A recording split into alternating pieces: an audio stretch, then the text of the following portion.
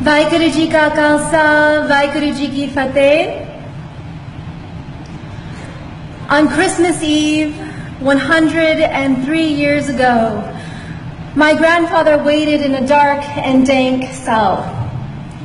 He sailed by steamship across the Pacific Ocean from India to America, leaving behind colonial rule. But when he landed on American shores, immigration officials saw his dark skin, his tall turban worn as part of his Sikh faith, and saw him not as a brother, but as foreign, as suspect, threw him behind bars where he languished for months.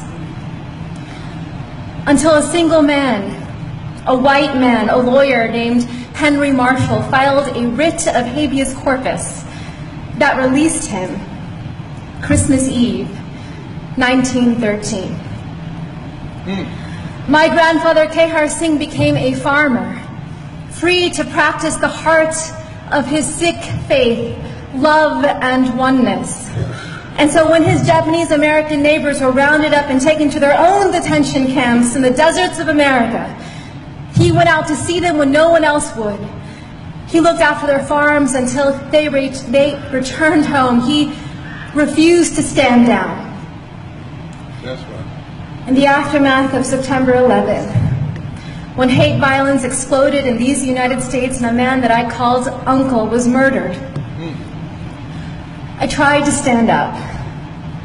I became a lawyer like the man who freed my grandfather, and I joined a generation of activists fighting detentions and deportation, surveillance and special registration, hate crimes and racial profiling. And after 15 years, with every film, with every lawsuit, with every campaign, I thought we were making the nation safer for the next generation. Mama. And then my son was born.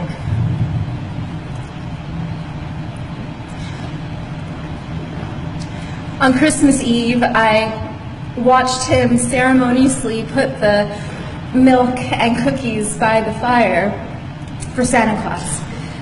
And after he went to sleep, I then drank the milk and ate the cookies.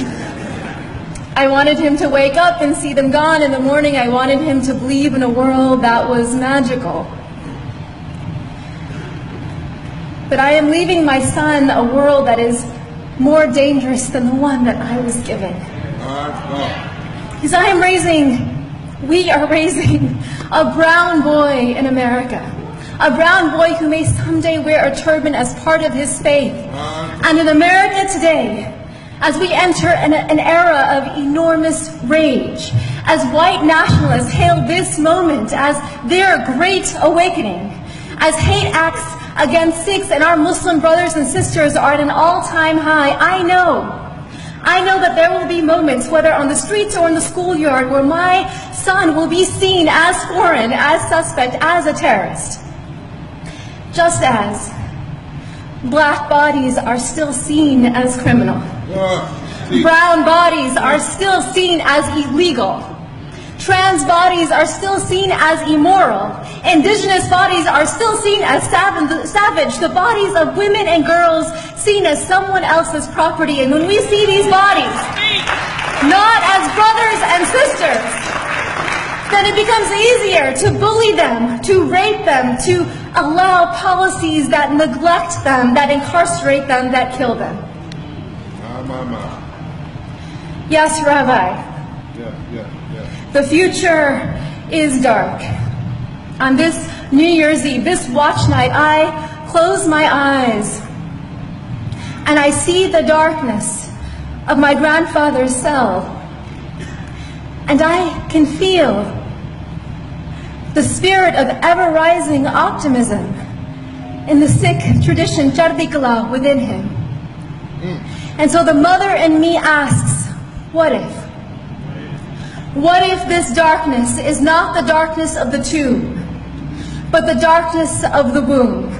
What if our America...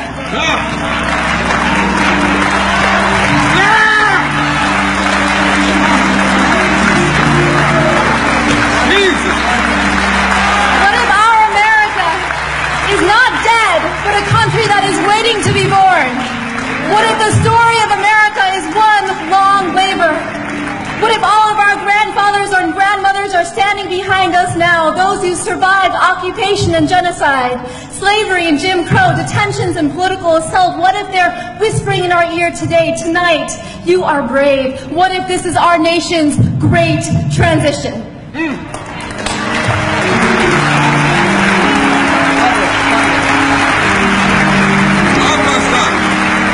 What does the midwife tell us to do? Breathe. And then, because if we don't push